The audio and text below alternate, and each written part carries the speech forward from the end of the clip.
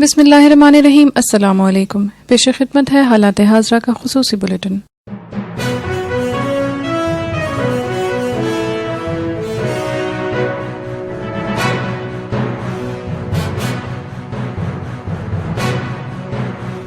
Somalia میں تعینات امریکہ کی فوج میں کمی کا اعلان۔ امریکہ کے محکمہ دفاع کا کہنا ہے کہ صدر ڈونلڈ ٹرمپ کے حکم پر صومالیہ میں تعینات امریکہ کی فوج کی اکثریت کو واپس بلایا جا رہا ہے۔ جمعے کو جاری بیان میں کہا گیا ہے کہ صومالیہ میں تعینات فوج کی اکثریت اور اثاثوں کو آئندہ برس کے اوائل تک نکال لیا جائے گا۔ واضح رہے کہ امریکی صدر ڈونلڈ ٹرمپ نے حال ہی میں افغانستان اور عراق میں تعینات امریکی افواج میں مزید کمی کا حکم دیا تھا، اور امکان ظاہر کیا جا رہا ہے کہ وہ صومالیہ سے بھی کچھ یا تمام فوجیوں کو نکالنے کا حکم دیں گے۔ مبصرین کے مطابق اب دیکھنا یہ ہوگا کہ امریکہ کے نو منتخب صدر جو بائیڈن آئندہ برس 20 جنوری کو صدارت کا حلف اٹھاتے ہیں تو اس وقت کیا صورتحال ہوگی۔ آیا وہ صدر ڈونلڈ ٹرمپ کے فیصلے کو پلٹ دیں گے یا وہ دہشت گردی سے متعلق اپنے لائحہ عمل کو دیکھتے ہوئے نئی منصوبہ بندی کرتے ہیں؟ واضح رہے کہ صومالیہ کے پڑوسی ملک میں بھی امریکہ کی فوج تعینات ہے۔ یورپین ایجنسی کا پاکستانی طیاروں کی برطانیہ اور یورپ پرواز پر پابندی برقرار رکھنے کا فیصلہ۔ واضح رہے کہ اس وقت پاکستان کی نجی ایئر لائنز بھی اپنے آپریشنز کو وسعت دینا چاہتی ہیں اور ان کے نئے جہاز بھی آ رہے ہیں، لیکن وہ صرف ان مسائل کی وجہ سے اپنی بین الاقوامی پروازیں آپریٹ نہیں کر پا رہی، جس سے مسائل بڑھ رہے ہیں۔ پاکستان کے وزیر اعظم عمران خان نے اقوام متحدہ کی جنرل اسمبلی کے خصوصی ورچوئل اجلاس میں عالمی برادری کے سامنے کورونا وائرس سے دنیا کے ترقی پذیر ممالک کی معیشتوں پر مرتب ہونے والے اثرات سے نمٹنے کے لیے 10 نکاتی مجوزہ ایجنڈا پیش کیا۔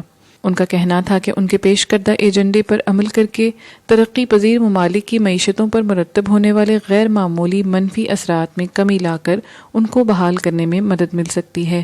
یہ اجلاس کورونا وائرس سے عالمی صحت عامہ کے غیر معمولی بحران سے نمٹنے کے لیے ایک مشترکہ لائحہ عمل وضع کرنے کے لیے بلایا گیا تھا۔ عمران خان نے معاشی دباؤ کے شکار ممالک کے قرضوں کو معاف کرنے کی بھی تجویز دی۔ وزیر اعظم نے وبا کی وجہ سے متاثر ہونے والے ممالک کے لیے $500 ارب کا خصوصی فنڈ قائم کرنے کی بھی تجویز دی۔ چین کا خلائی مشن کامیابی سے چاند کی سطح پر اتر گیا ہے، جو چاند کی سطح سے مٹی اور پتھر کے نمونے حاصل کرنے کی کوشش کرے گا، جس سے چاند کی تخلیق اور اس سے متعلق مزید معلومات جمع کرنے میں مدد ملے گی۔ چنگ 5 پروب نامی مشن چاند کے اس حصے سے 2 کلوگرام وزنی نمونے حاصل کرنے کی کوشش کرے گا جہاں اس سے قبل کوئی مشن نہیں گیا۔ سائنسدانوں کا کہنا ہے کہ ان نمونوں کے جائزے سے چاند کی تخلیق سمیت دیگر رازوں سے پردہ اٹھانے میں مدد مل سکتی ہے۔ یہ مشن گزشتہ ماہ کے آخر میں روانہ کیا گیا تھا۔ اگر چین اس مشن میں کامیاب ہو گیا تو وہ امریکہ اور روس کے بعد چاند کی سطح سے پتھر اور مٹی کے نمونے حاصل کرنے والا پہلا ملک ہوگا۔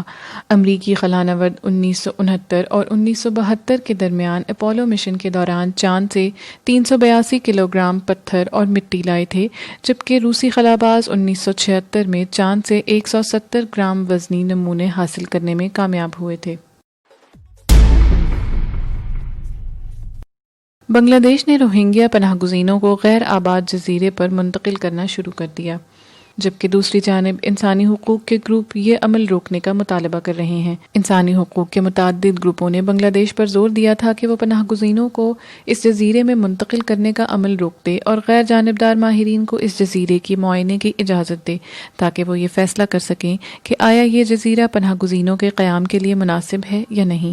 انسانی حقوق کے اداروں کا طویل عرصے سے یہ موقف رہا ہے کہ خلیج بنگال میں واقع یہ جزیرہ قدرتی آفات کے حوالے سے غیر محفوظ ہے اور انسانی آباد کاری کے لیے مناسب نہیں۔ اور اب بات کریں گے آج کے اہم موضوع کے حوالے سے۔ کورونا وائرس کے باعث 4 کروڑ بچوں کی تدریس متاثر، آن لائن تعلیم کا حصول دشوار۔ اقوام متحدہ کے بچوں سے متعلق ادارے یونیسیف کی رپورٹ میں کہا گیا ہے کہ دنیا بھر میں 1 ارب 30 کروڑ اسکول جانے والے طلباء کے گھروں میں انٹرنیٹ کی سہولت دستیاب نہیں، جبکہ پاکستان میں لگ بھگ 4 کروڑ بچے متاثر ہوئے ہیں۔ پاکستان میں متاثر ہونے والے بچوں سے متعلق کہا گیا ہے کہ ان میں سے بہت کم بچوں کی تعداد ایسی ہے جو آن لائن تعلیمی سلسلہ برقرار رکھے ہوئے ہیں۔ رپورٹ کے مطابق متاثر ہونے والے طلباء میں سب سے بڑی تعداد جنوبی ایشیا کے بچوں کی ہے، جہاں 44 کروڑ 90 لاکھ بچوں یعنی 88% کے پاس گھروں میں انٹرنیٹ کی سہولت دستیاب نہیں، جس کی وجہ سے کورونا وبا کے دوران آن لائن تعلیم کا حصول لگ بھگ ناممکن ہے۔ یونیسیف کے مطابق دنیا بھر کے محض 33% بچوں کے پاس ہی انٹرنیٹ کی سہولت موجود ہے۔ جنوبی ایشیا میں اسکول جانے والے غریب ترین آبادی کے طلباء جن کی عمریں 3 سے 17 سال کے درمیان ہیں، ان کی محض 2% ہی کو انٹرنیٹ کی فراہمی میسر ہے، جبکہ غریب ترین آبادی کے 15 سے 24 سال کے نوجوانوں میں یہ شرح بھی محض 3% ہے۔ اسی طرح دنیا بھر میں اگر تعلیم حاصل کرنے والوں کی عمر 25 سال تک بڑھا دی جائے تو 2 ارب 20 کروڑ بچوں اور نوجوانوں کے پاس وبا کے دور میں تعلیم جاری رکھنے کے لیے گھروں میں انٹرنیٹ کی سہولت دستیاب نہیں۔ یہ تعداد دنیا میں نوجوانوں کی تعداد کے 65% کے برابر بنتی ہے۔ رپورٹ کے مطابق یہ اعداد و شمار انٹرنیٹ کے ذریعے تعلیم کے حصول میں عدم مساوات کی بھی نشاندہی کرتے ہیں۔ رپورٹ کے مطابق انٹرنیٹ تک محدود رسائی سے عدم مساوات مزید گہری ہو رہی ہے۔ اعداد و شمار کے مطابق طلبہ کے لیے گھروں میں انٹرنیٹ کی دستیابی کا انحصار زیادہ تر اس بات پر ہے کہ یہ بچے کن ممالک اور کن علاقوں میں رہتے ہیں اور ان کے گھریلو معاشی حالات کس قدر بہتر ہیں۔ رپورٹ اس بات کو بھی ظاہر کرتی ہے کہ جن ممالک میں معاشی ترقی زیادہ ہے وہاں انٹرنیٹ کی رسائی قدرے آسان ہے۔ دنیا میں شہری علاقوں کی نسبت دیہی علاقوں میں انٹرنیٹ تک رسائی کی شرح 16% سے کم بتائی جاتی ہے۔ رپورٹ میں کہا گیا ہے کہ ایک جانب دنیا بھر میں کورونا کی وبا کے دوران تعلیمی نظام کو ہائبرڈ ماڈل اور فاصلاتی تعلیم پر منتقل کرنے پر سرمایہ خرچ کیا جا رہا ہے، تاہم انٹرنیٹ کی عدم دستیابی بچوں اور نوجوانوں کو مؤثر اور بہتر طریقے تعلیم میں ایک بڑی رکاوٹ بنی ہوئی ہے۔ پاکستان میں اسکول بند ہونے سے متاثر ہونے والے بچوں کی تعداد 4 کروڑ کے لگ بھگ بتائی جاتی ہے، جو اسکول بند ہونے کی وجہ سے گھروں پر ہی رہنے پر مجبور ہیں۔ تاہم بہت کم ایسی تعداد ہے جو آن لائن تدریس کے ذریعے اپنا تعلیمی سلسلہ برقرار رکھے ہوئے ہے۔ خاص طور پر دیہی علاقوں اور دور دراز علاقوں کے بچے سب سے زیادہ متاثر ہو رہے ہیں۔ ماہرین کے مطابق شہری علاقوں میں بھی جامعات کی حد تک تو یہ شرح قابل ستائش ہے، لیکن اسکولوں اور کالجز کی سطح پر تعلیم حاصل کرنے والے طلباء کے لیے دیہی علاقوں کے ساتھ شہری علاقوں میں بھی انٹرنیٹ کی گھروں تک رسائی کم ہے۔ ماہرین کا کہنا ہے کہ خاص طور پر وہ بچے جو سرکاری تعلیمی اداروں سے تعلیم حاصل کر رہے ہیں، ان کے پاس گھروں میں انٹرنیٹ نہ ہونے کی شرح اور بھی زیادہ ہے۔ اس وجہ سے ان کے لیے آن لائن طریقہ تعلیم سے تعلیم کا حصول تقریباً ناممکن ہے۔ پاکستان میں ڈیجیٹل رائٹس پر کام کرنے والے ماہرین کا کہنا ہے کہ بچوں کو تعلیم کے لیے انٹرنیٹ تک رسائی نہ ہونے کی بنیادی وجہ ملک میں انٹرنیٹ کی فراہمی محدود ہونا ہے۔ ان کا کہنا ہے کہ بڑے شہری علاقوں کو چھوڑ کر پنجاب، سندھ، گلگت بلتستان اور حال ہی میں خیبر پختونخوا میں ضم ہونے والے قبائلی علاقوں میں بھی انٹرنیٹ کی فراہمی نہیں یا پھر انتہائی محدود ہے، جس سے وہاں تعلیم کا حصول بے حد مشکل ہے۔ بلوچستان میں تو کئی شہری علاقے بھی انٹرنیٹ کی رسائی سے قدرے دور ہیں۔ ماہرین کا کہنا ہے کہ ایسی ترقی طلب اور رسد کی ضرورت سے ہوتی ہے، لیکن جب بچوں کی تعلیم، صحت، روزگار اور ترقی کی بات آتی ہے تو پھر اس میں مارکیٹ کی ترجیحات نہیں دیکھی جاتی، بلکہ لوگوں کو دیگر علاقوں کے برابر ترقی کے مواقع فراہم کرنے کے لیے سرمایہ کاری کی ضرورت ہوتی ہے۔ تجزیہ کاروں کے مطابق بدقسمتی سے پاکستان اب بھی انٹرنیٹ کی دستیابی کے چیلنج سے نبرد آزما ہے۔ اس راہ میں پاکستان میں ابھی بھی بہت سے مسائل ہیں، جن میں سے کچھ کا تعلق تو سرکاری طریقہ کار سے ہو سکتا ہے، لیکن کئی علاقوں میں انٹرنیٹ کی دستیابی نہ ہونے کی وجہ ملکی سالمیت سے جوڑی جاتی ہے۔ کہیں پر انٹرنیٹ فراہم کرنے کے لیے کی جانے والی سرمایہ کاری اس لیے نہیں کی گئی کہ وہاں صارفین کم ہونے کی وجہ سے سرمایہ کاری کے مالی فوائد نہیں ملیں گے۔ ماہرین کا کہنا ہے کہ ملک میں کچھ ایسے علاقے بھی ہیں جہاں انفراسٹرکچر بھی موجود ہے اور صارفین کی معقول تعداد بھی ہے، لیکن وہاں سیکیورٹی مسائل کی وجہ سے حکومت تیز تر انٹرنیٹ کی سہولت فراہم نہیں کرتی۔ ان کے بقول ایسے علاقوں میں خیبر پختونخوا میں ضم ہونے والے قبائلی اضلاع شامل ہیں جہاں 9/11 کے بعد سے جاری دہشت گردی کے خلاف جنگ کے باعث امن و امان کی حالت اب بھی مخدوش ہے۔ یونیسیف کے ماہرین نے رپورٹ میں خبردار کیا ہے کہ کورونا وبا کے عرصے میں انٹرنیٹ کی رسائی نہ ہونے کی وجہ سے بچوں کو تعلیم سے دور رکھنے سے ان کا مستقبل تاریک ہونے کا اندیشہ ہے۔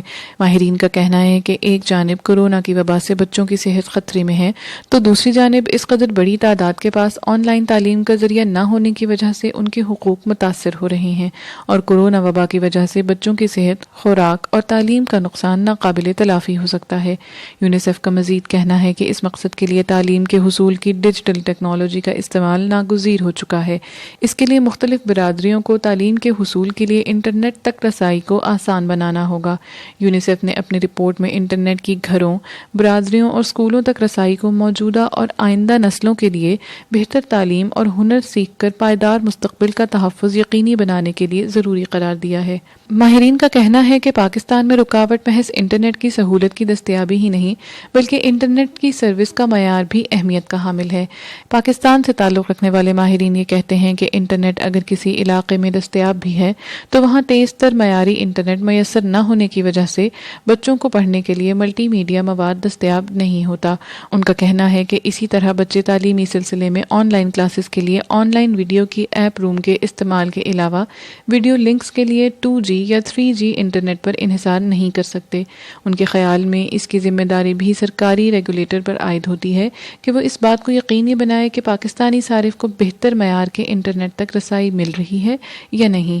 تجزیہ کاروں کے مطابق ماضی میں اس مقصد کے لیے یونیورسل سروس فنڈز کا بھی صحیح استعمال نہیں کیا گیا۔